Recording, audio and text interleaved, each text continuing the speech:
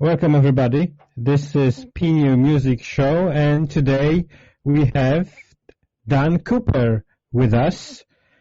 Hello. Or should I say DJ Dan Cooper? DJ Dan Cooper, yeah, Dan Cooper, DJ extraordinaire, whatever you want to call me. Yeah. Multi-genre DJ, promoter, performer, improviser, spoken word artist. What else would you say about you, Dan? That about sums it all up, I think. I put spoken word artist in there because I don't know whether to call myself a poet or not, but I'll go to poetry gigs every now and then or do a poetry festival and perform without any music. So, yeah, I call it spoken word just because, it might not be everyone's idea of poetry. But yeah, other than that, no, that absolutely sums it up. We had DJ in there, yeah. So how is it going, Dan? Anyway, after the sort of lockdown, hopefully it's almost over. I need a haircut more than anything else, as you can see. I thought I might put a hat on, but then I thought to get the whole totally at-home vibe, you could see me in all my ravaged lockdown. I think it looks absolutely fine. Oh, thanks.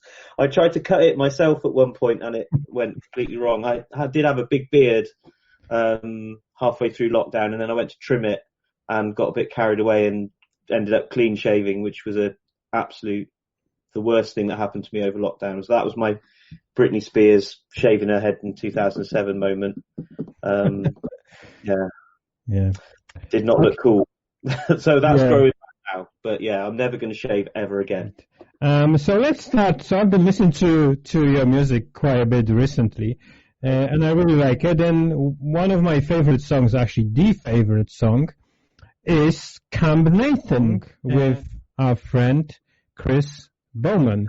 And yeah, very prolific performer around Cheltenham and Gloucester. A unique, musical presence, I think. I sent that. I spoke to because I DJ'd at a club which we had a open mic night. I went on after the open mic, and so Chris was there every week, and I'd sort of seen Chris around at gigs before anyway. But I sort of said to him one night, like, would you ever do a song together? And he was like, yeah. And I was brilliant. So I sent him that beat, and then didn't hear anything for a while, and then probably only about 2 weeks before I put that song out, a week and a half, he sent me his bits. And I was like, I wasn't sure he was going to like it, but no, he loved it, and I thought it worked. So, yeah, we might even have another one in the pipeline at some point. So, I think it's absolutely great, and I know not everybody may like it, but this is exactly my type of music, Right. And the way that Chris is sort of reading or singing these words, I mean, it's and the music, that is along with this, it's amazing, I think. Well, thank you. Yeah, it bumps along nicely, doesn't it? And it was sort of do the chorus section sort of thing, in between Chris's poet. Yeah, that I'd say that was poetry. Between his, I love the way a lot of Chris's stuff. He mentions the same character. He's almost got his own world. He'll mention the same people quite a lot. And it's a lot of the same settings. So I don't know the ins and outs of it. I know they're all a lot of it is based on quite a lot of real experiences that he's had. So I don't know if there was a Camp Nathan or who or what that is, but I thought you were gonna tell me actually the story of that song and the lyrics, and you said you don't know. No, you're gonna have to ask Chris about that. I sort of drew my own conclusions with it. But I don't know if it's a person or a place. So that's why I love it. It does make me. It could be both. I sort of get that feeling from it, and it's really interesting. I like different music. Working with different people who make different kinds of music. And Chris just seems up for anything, and he's great. He's out there. Yeah, we definitely need to ask Chris then at one point a little bit of story of Camp Nathan. He'll be able to tell you. I bet it's a long story. So we'll listen to a little bit of Camp Nathan now, so people can actually hear what it is all about. what we're on about. Thanks. Camp Nathan. Orgasm in the afternoon. Woo! Would you like sex on the beach? Yes, please. A smoked cigarette fell from the rainy night sky. If you want to find something out, then find out for yourself. That's right. What is this that lands before me? Digger, in fact, gives joint to me. Run round Dick and start to pun. Line out, you're the closest one. Now go! In fact, lies are fine, giving people their empire. Nathan's pitching there, he's hiding, watching those dames get tarred with fire. Now go, go, please Bog, save me. Piss in the bend, my friend, Nathan's coming round again. Got to get them all again, till the very end. Consults his nose, sheaths the biro, turns a blind eye to what he wrote. Ink's not dry, it's stuck in his throat. His fingers interweave as he smooths his coat. He says when iceberg meets bone, it's not the best time to test what flows. It's a soft blow with no ammo. It's a slow song at the end of the disco.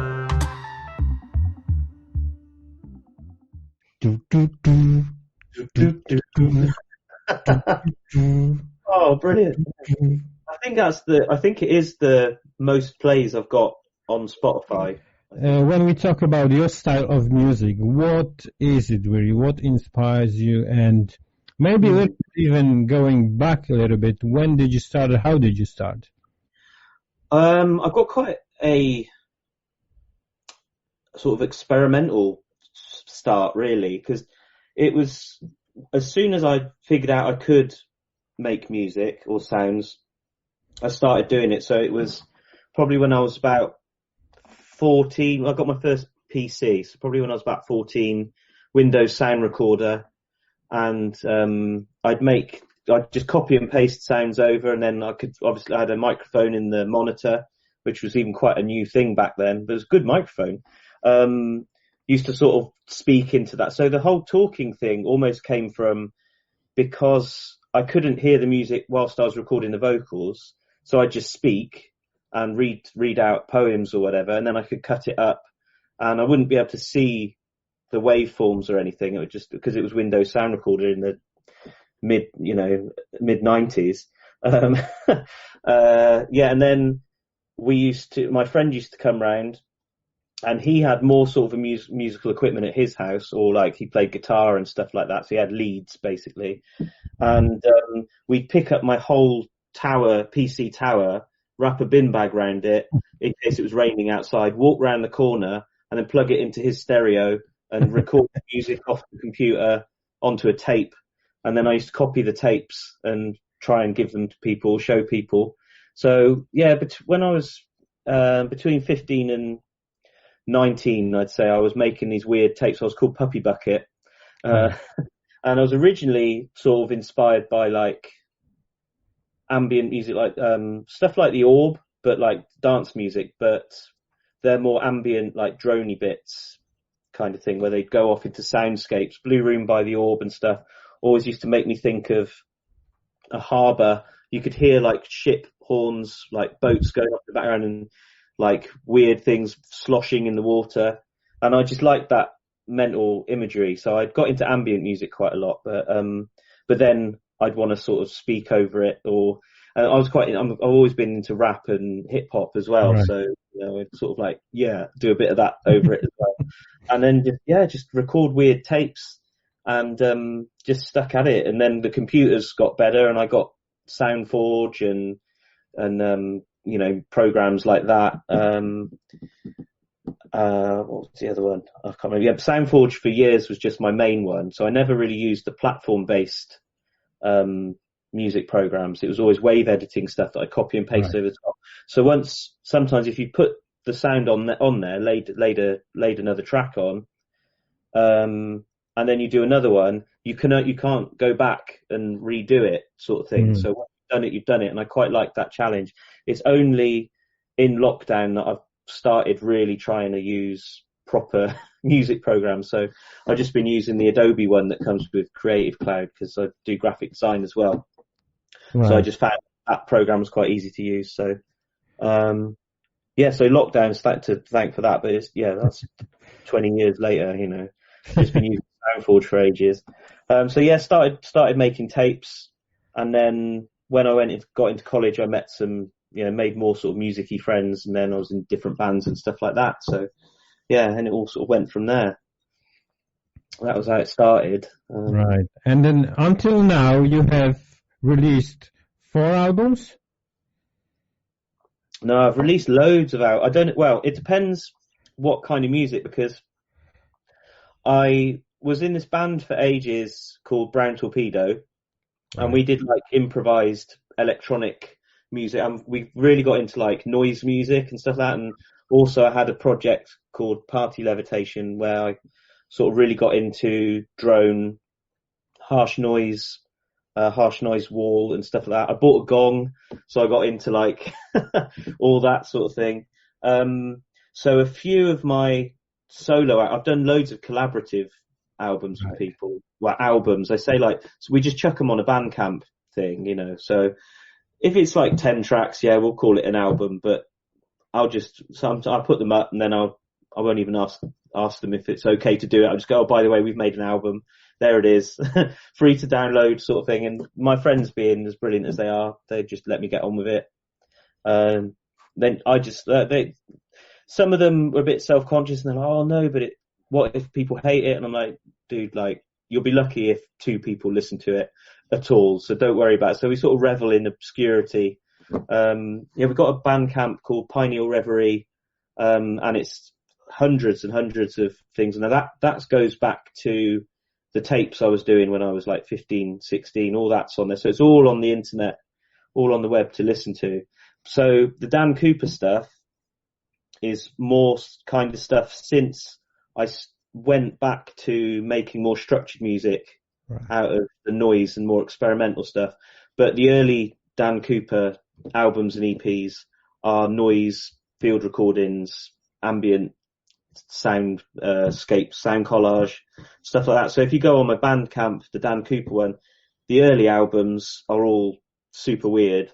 Then there's a poetry album, but where I've really started trying to do back to doing more pop kind of songs, I'd say there's about 4 main ones, two EPs, which are pretty much the same length as the other 2 albums anyway. Toy Me Tile and Jimmy Jams are my main albums, but Sunsetting EP I was quite pleased with. So there's if you really wanted to get deep into it, then I'd hoard myself all over the internet, just go, please listen, please care, but I've given up on ever really getting recognised or anything like that, really, because it always has been a bit too left field or a bit too weird. Right. You know what I mean? So, okay, so that was probably, something I just want to discuss with you, like, so what are your goals in music and stuff, but you're saying you don't really... I think I kind of do what I've got an ego which wants to be satisfied. So like with the recent poppy stuff where I've like tried writing songs again and stuff like that, I have been like, I would quite like some radio play. I would quite like to get picked up maybe by an independent label and put an album out through them, just so it gets me out there a bit more. But I seem, and I've got age against me now as well, because I'm 40 now. So I had that earlier this year. So I think I'm just going to be this anomaly which just floats around forever. But I don't know. I've always been too weird for some labels, or not weird enough for others with this pop stuff, or they don't quite get it, or they don't like the sound of my voice. I'm not urban enough to be in with drill and grime. I don't try to be either, but I do have a huge respect and love for UK urban music. I hate that term, but black music, I suppose I want to call it.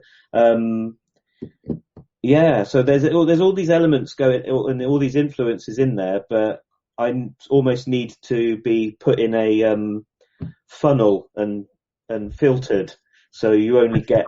I need someone to tell me, don't put that half an hour recording of a vacuum cleaner on the internet, Dan. You just keep that one to your private. So I've sort of oversaturated it, but at the same time, a lot of it's been a bit of an experiment to see if anyone's listening, and if they are, who cares. So doing an interview with you is like, this is amazing for me, because I haven't done anything like this or spoke to anyone who's just about music for ages, since we had a bit of attention with the Brown Torpedo band, but that was about 10 years ago. Right. We sort of played a few little festivals like that and supported a couple of bands. Right. But then again, I think we just looked like we were taking the piss with that one a bit. So the serious noise artists didn't really take us seriously. Of course, we had a silly name. And then when we support like a rock band, we were almost a novelty act, because we were just the weird ones who got thrown on. Everyone just was like, what the hell is this? Which we kick out of anyway. So just to comment on this, Dan, I think you have many decades of making music ahead of you. Like you said, you're probably approaching your music slightly differently now. I definitely, I care more, but I care less, if you know what I mean. I know that I don't have to change, and I'm not going to try and fit in with what's out there. It'd be ridiculous if I tried to make a drill or a grime project, because I'm not going to put on I'm not going to say I'm from the road, I'm not going to use all the slang that teenagers and early 20s young people are using. That would be a bit sad if I did that, I think. But I've still got a huge interest in it. I like knowing what was the one, yeet and things like that mean. That's a new one on me. You yeet something. Sick as well. It took me a long time to get my head around people starting to say sick. They were like, "Oh, that's sick." That is, because I was just like, am I too old to adopt a new slang term? But I think thick is now become such part of the, was it lexicon? I'm not sure if that's the right word. That I can use it now. So occasionally I'll pop in a little sick. I'll be like, oh, it's sick. If anyone catches me up on it, they go, "You're too old to say that, Dan. Don't say that." But, So if we're talking about different language, maybe let's talk a little bit about another of your song, which I actually quite like, which is called Butt Pics. Butt Pics, right.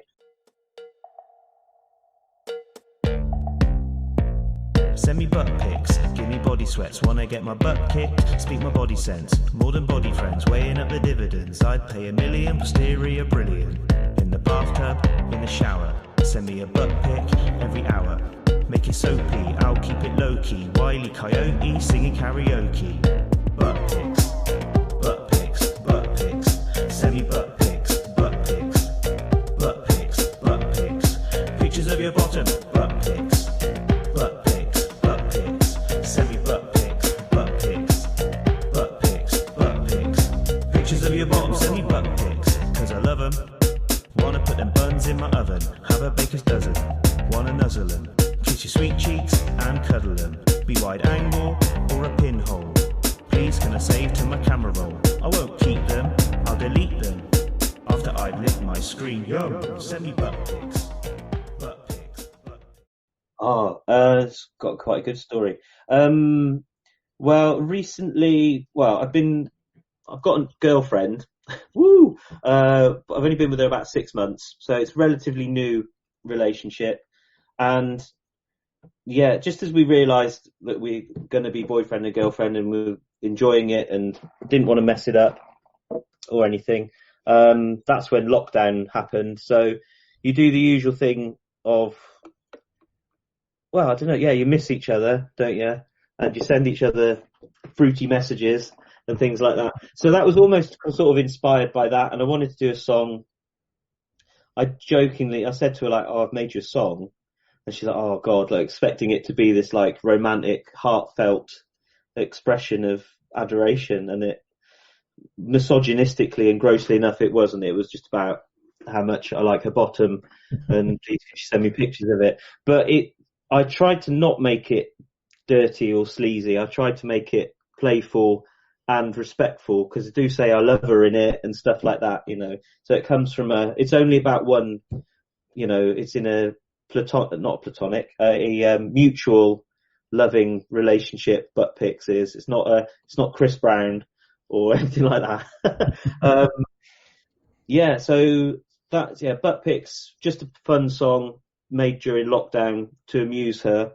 And then it sort of sounded like I used to be in a band called Puppy Bucket and Donny Trinara, and we were sort of like a jokey hip hop band. And a lot of our songs were a bit like Butt Pics, only some of them were a bit gross and misogynistic. But, you know, this was 15 years ago. Times were different. Blame Eminem for that, I think. And so, yeah, it was a bit of a shout back to the past as well, Butt Pics was. Because every now and then I'll do a gig and someone will request a Puppy Bucket and Donny Trinara song. But, you know, her ex found out about the song and didn't like it at all. Apparently he was very angry. He said I'd reduced her to an object. And, right. Yeah. But it's not true. It comes from a loving place. But I think so. And I haven't met him yet, but I'm so sorry. But also, haha. You know. No, I think it's really sort of, like you said, funny and an interesting song and interesting music, and it's on the same album as Camp Nathan. Yes, yeah. Our favorite song. And then the title of this album, because you released this year, is Toynbee Tile. Toynbee Tile. Yeah. What does that mean? Toynbee Tiles are, you've caught me out here because I can't remember exactly where it is in America. It's all throughout a few states. There's these mysterious tiles that it originally started with just one person. They embed it they go out late at night and they embed it in the tarmac of roads, and they put a sheet of thin tarmac over the top, and then the more cars go over it, it reveals this tile. And they don't make any sense. They're really obscure, strange messages. And there's been I think there's a documentary on Netflix, or at least on YouTube, about it. So if you just Google Toynbee Tile, it'll tell you everything you need to know better than I can. But I just sort of fell in love with the idea that something was hidden out there and no one quite knew where it came from and what it meant. And it's there and people love them, and they'll search for them everywhere. And then through that, copycat Toynbee Tiles that Toynbee, I think, might have been the name that they were first credited to, or it said Toynbee Tile number 300, and it was all about Stanley Kubrick faking the moon landings, some of it, and so they're quite conspiracy as well, and population control and things like that. So it can be quite scary stuff, but some of them are just silly and put out there. But yeah, I quite like that, and I thought with my music, I'm putting it out there, not really knowing whether people are going to find it and what they'll make of it, and it just reminded me of Toynbee Tile. And so the artwork I wanted to do in the style, the cover I made in the style of a Toynbee Tile. Yeah, and it wasn't my original idea for an album. That very much came about because of lockdown. I had this big thing planned where I was going to make it really personal and really word heavy. And I've always had these hang-ups throughout my life. Family, depression, blah, blah, blah, stuff like that. And I was like, I'm going to get all my life beef out on one project and put it to bed and move on. And it was going to be called 863360, which was my landline phone number when I was my family's phone line when I was really small. And I started making it, and then it just got so heavy and serious, and I was taking it far too seriously. So when lockdown happened, I was like, well, I've got this extra time because all my work stopped and I couldn't see anyone, so I just stuck at home. I was like, this is perfect for me. I can actually get some music out. And I realised that I didn't want to do 86336, so I just wanted to do a bunch of music, not think about it too much, and chuck it out there. So that's what Toynbee Tile was. It was sort of like, but I kind of fell in love with that idea more than my big grand personal album that I had in my head in the end. And I was like, it's more punk to me just to do it, not listen to it too much, even just chuck it out there. So most of those songs, I think, well, all those songs, apart from one, I think were done during lockdown. So the whole album was done. Oh, Camp Nathan was a bit before as well. So yeah, so that might have been just before lockdown. Yeah, but most of it was done in about 2.5 weeks, 2 weeks, and just chucked up on there but I did another album just before that as well called Sonically Distancing. Yeah. Which was reacting to lockdown straight away. Yeah, don't know. I tried to make the most. Lockdown's been in chapters for me. I had like a big musical pulse at the start, and then everything else has caught up afterwards. I've gone through a drunk phase. I've gone through, dealing. My dog died and stuff like that. Emotional, sad phase. Yeah. And then tomorrow, I think sparks a new phase of the pubs reopening, and we might, if we're lucky enough, start going back to normal, because I work as a DJ as well. So it's going to be weird after all these lockdown months to start going back to the club and the pubs and go, right, okay, might have to start getting that headspace back on, so I've sort of went off into the wild, and now I've got to pull myself back, just in time. Yeah. Yeah. And you mentioned Sonically Distancing, and my favorite song on that one is You Stay In. Oh, wow. That was done really quickly. That song, that was pretty much done the night before I uploaded it to the internet. I think I stayed up all night drinking. Yeah, You Stay In. But I do a lot of the music for the new stuff on my phone. So literally I'm putting the beats together on my phone using a couple of apps, and then putting it on my laptop or my main computer now, and editing it and finishing it off on there. And yeah, I was just trying to do it as quickly as possible because it was on the eve of the first Bandcamp Friday, where Bandcamp, if you buy an album off Bandcamp, they because of the whole COVID-19 situation, they wanted to support the artists by giving 100% of their fees. They waived their fees, and anything you bought the music for, 100% of that goes to the artists. Right. So yeah, I rushed out Sonically Distancing for that, to try and make some money, basically. Yeah. It sort of worked. I got enough for a few takeaways. There you go. And then lockdown just went on a lot longer than I thought it would. I think we all thought.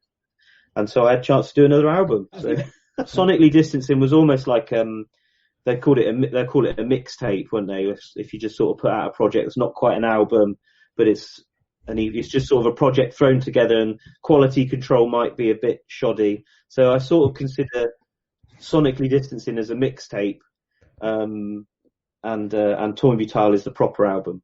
So right. With varying degrees of effort going into both of them. Yeah. There's another song on that Sonically Distancing album which has interesting title, and I'm a little bit scared asking about it because it's called Rinse and Rub. Oh, yeah. Oh no, that's Rinse and Rub. That took me ages to come up with a decent title for that, because that's quite a lyrically dense song. That was almost came out of my idea for an 863-360 song. I was going to make it like personal and dense, so there's a lot to unpack. So that's kind of one of the remnants of that idea. But that's about mental health, really, that one. Wanting to, but caring about someone who's going through it, mental health issues, and wishing it was as easy as being able to take out their brain, give it a bit of a spit and a polish, get rid of all the problems, and then put it back in their head so they can carry on. So rinse and rub, that's what that's about. Wow, I think that's quite powerful, actually, what you just said. Yeah, that's exactly, I think the titles kind of says it all when you know the context really of the song. I think that's great. How do you did you find it difficult to come up with titles? Or? Sometimes, it looks now like I'll go through periods of time. So lockdown inspired this incredible, I was just like, raw music. And because I wasn't allowed to see anyone, the very little distractions. So no one would know if I'd stayed up all night drinking beer, making beats and stuff like that. And then the next day I'd write the words hungover. And then maybe the day after that I'd record it when my voice had recovered. I'll go through phases, and I'll do a song, and then if another one, it will all happen quite quickly, close together at the moment, and then I'll go through ages of not doing and not being able to do anything. I'm always making music on my phone, but whether it gets used or whether I'll sit down and put it onto the computer. It's because of the dog recently. I probably would have quite liked to have got a bit more out recently, but they're all going to be sad. So even the music's so flipping sad. I can't listen to it at the moment. I've got all these this piano music, and I was just like, no, I can't do it. Like, I liked on Toynbee Tile that I was happier, whereas a lot of my other stuff has been a bit tinged with a bit melancholy, and it was like, come on, Dan, stop going on about the same old things. But then again, the lyrics a lot of the lyrics are quite abstract, so you might not necessarily know what I'm talking about when I'm talking about. They can be quite personal to me, but I'll hide them. So it's almost like a therapy to me. But then after a while, I think, oh man, I've written like 5 songs all about my mum and stuff like this. And like, that's not healthy. I should just go and get counselling. But it's only because of the songs that I realised that, I suppose. Documenting stuff. So sorry to hear about your dog. What was the name of your dog? His name was Beck. He was a Springer Spaniel. Yeah, Beck, named after the musician Beck. All right. Yeah. Influence for you. Yeah, huge. I'm an enormous Beck fan, so the dog got called Beck. And because in my old job, he used to be able to. I sort of like ran a little design print studio in Cheltenham, and because I've ended up I didn't want to be, but I ended up being like the manager of it. I was like, well, I can bring my dog to work, so the dog would come to work with me. We'd walk home, and then so I'd spent, so he was with me 24/7 really, and then. Since then, I've been working from home in the day, or I DJ in the evenings, weekends, and maybe if I'm lucky, 1 or 2 nights during the week.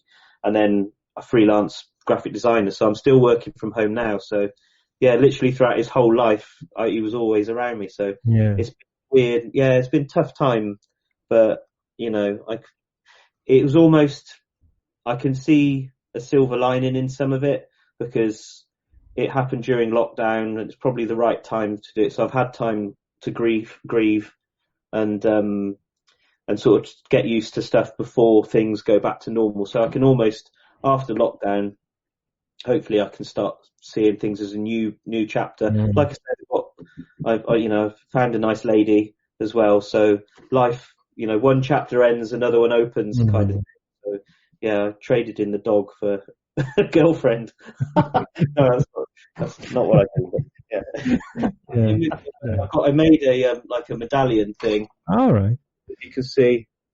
Oh yeah. The dog on there. Hang on. Can you see that? He's got hang on. Oh, there. If I catch the light on it a bit.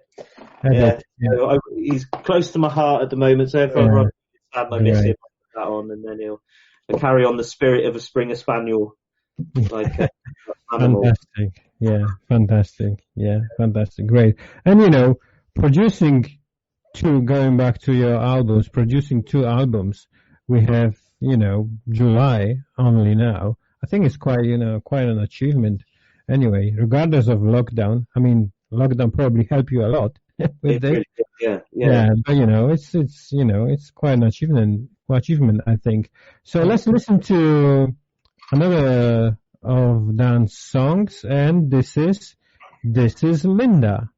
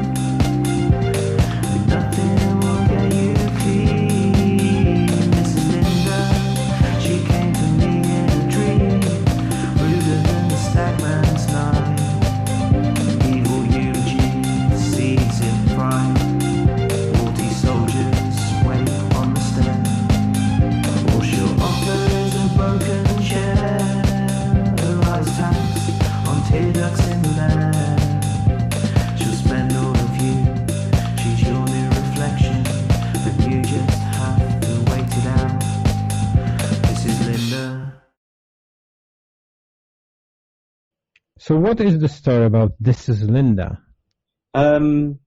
Literally, like it says in the chorus, it was a dream.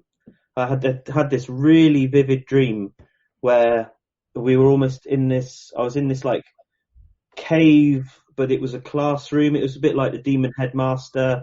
A teacher came in and he had this book. We all had these magic books, and they had like ticket stubs and fag ends and weird things in them and leaves. So it was all like an outside school, an evil headmaster, and then all of a sudden there was this sort of like action scene. Was this car chase and people on bikes and stuff. And I literally woke. Oh, and that was it. And in my dream, the headmaster was like going, Linda. He's like singing about Linda.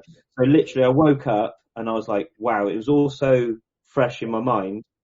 So I went and had a bath. I did the music on my phone, and it sounded, and I was amazed. I was just like, wow, I've actually got what's in my, like the strings and kind of like the disco beat with the bongos and everything.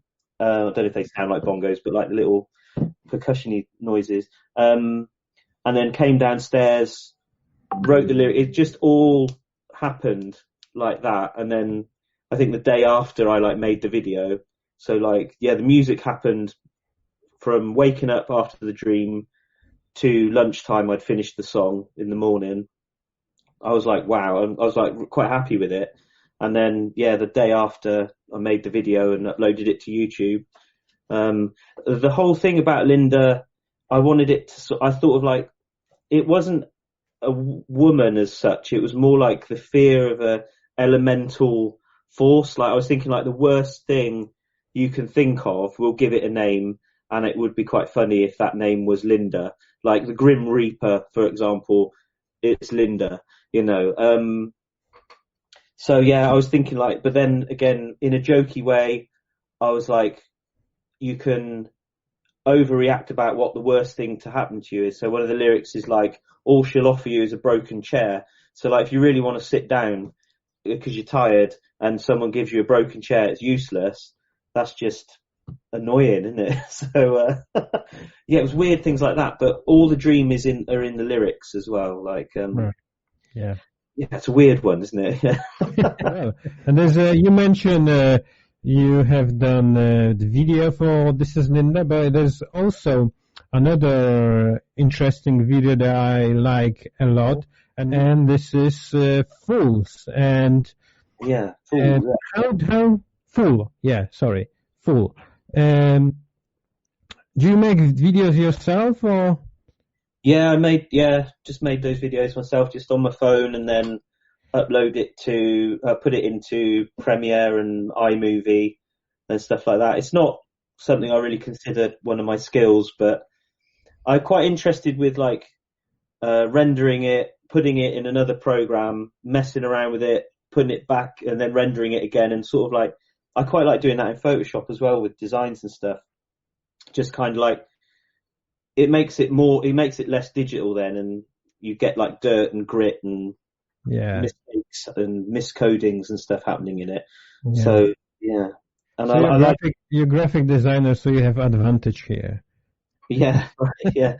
I also really like old video cassettes and stuff like that, like VCR stuff. So like, there's an app which I can film stuff on my phone, which makes it look like an old video camera.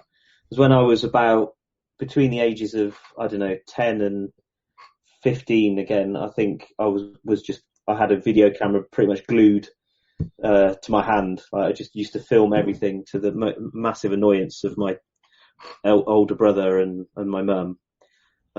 Filmed everything. So that was weird as well. Going at lockdown, I got all the cassettes down from the attic and went through hours of like late 80s and early to mid 90s video cassettes, and digitized them all and stuff like that. So right. Oh, right. Wild trip. But I didn't put any of that in the music video, but I might one day. Right. Yeah. Okay, great. So before then we wrap it up, what are your plans now? Are you planning another album this year, or? I'm not sure it'll come out this year, but yeah, definitely. I'm going to try and get a bit of a momentum back, because I'm quite pleased with Toynbee Tile. So like, if I want to carry on that and maybe do another album in a similar kind of style.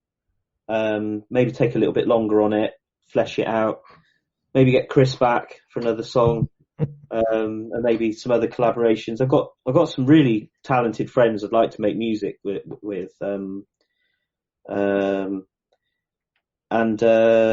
maybe, I'm not sure it'll be by the end of the year, but my main thing is after lockdown, I want to play more gigs and do more show, get out there and get on more billings and stuff, and maybe make a bit more of a nuisance of myself. Because it was hard before lockdown made me realise that I was getting stuck in this loop where, because I was DJing every weekend, and then I'd be tired for the rest of the week. So if someone was like, "Oh, do you want to do a gig?" Sometimes I'd be like, "Oh, I can't, man. I've got like three like all-nighters in a row. I'm going to be too knackered, So I think maybe I might bring performing the music, just trying to get the music out there to more people and live, if there's any venues left after lockdown. I might try and put myself in more people's faces that way, because there's only so much I can chuck as much as I like up on the internet, but if no one's if no one knows about it, I am just this one tiny minuscule element of it. Why should people care? But if they see me live and they go, "Oh, he's, I like that," and I think it's important to be on Spotify as well, because that seems to be the main platform where people will listen to you. Bandcamp's better, like ethically and money wise as well, but Spotify is just the new CD. All these it is. we pay new vinyl now, so yeah. Where do you play? Do you have usual places you play all the time, or where can people go and see you playing? A lot of it's been Cheltenham and Gloucester, so I quite like some more Bristol gigs, because that's even though that's only down the road from here, that's a whole new world. People will actually go to a gig midweek in Bristol and stuff like that, whereas in Cheltenham you really have to trick, coax, drug people into coming to gigs sometimes. But saying that though, there's been some really good. I did one. When was it?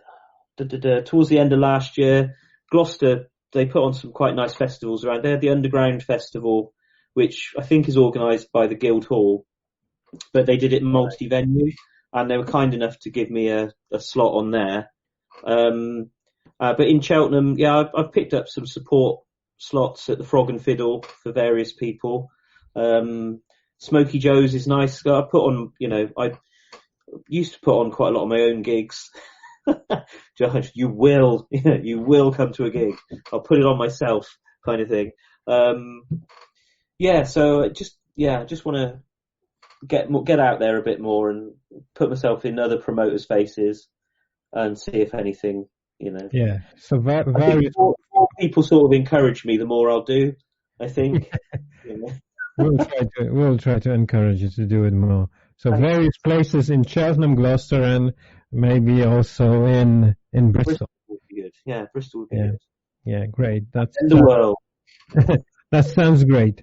And so you're on Facebook as well. So it's facebook.com DJ Dan Cooper UK. Yeah, this is where this is where everybody can listen to your music. I mean, this is nowhere they can follow you, so they can read what you're doing and when you're DJing and things like this.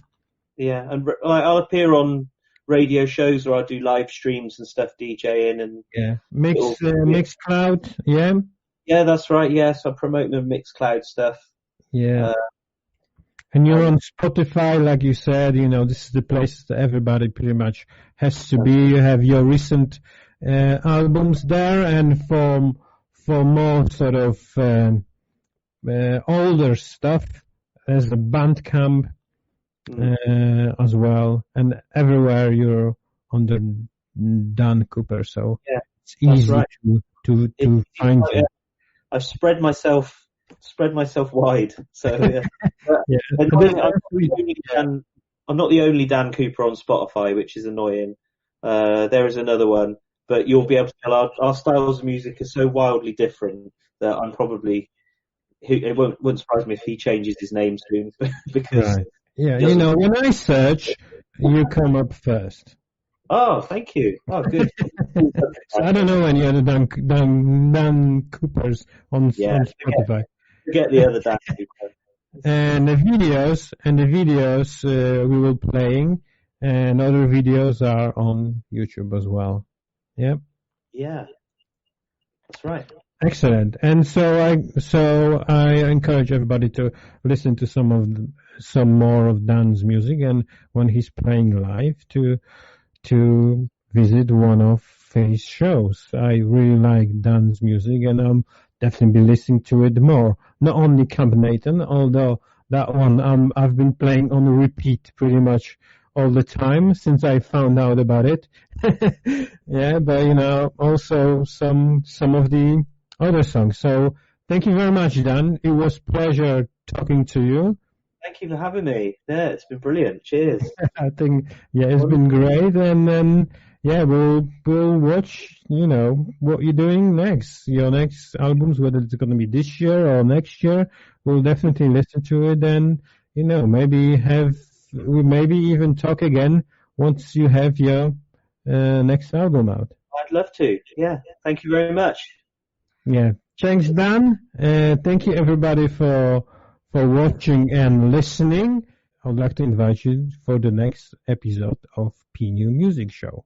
Thank you. Goodbye.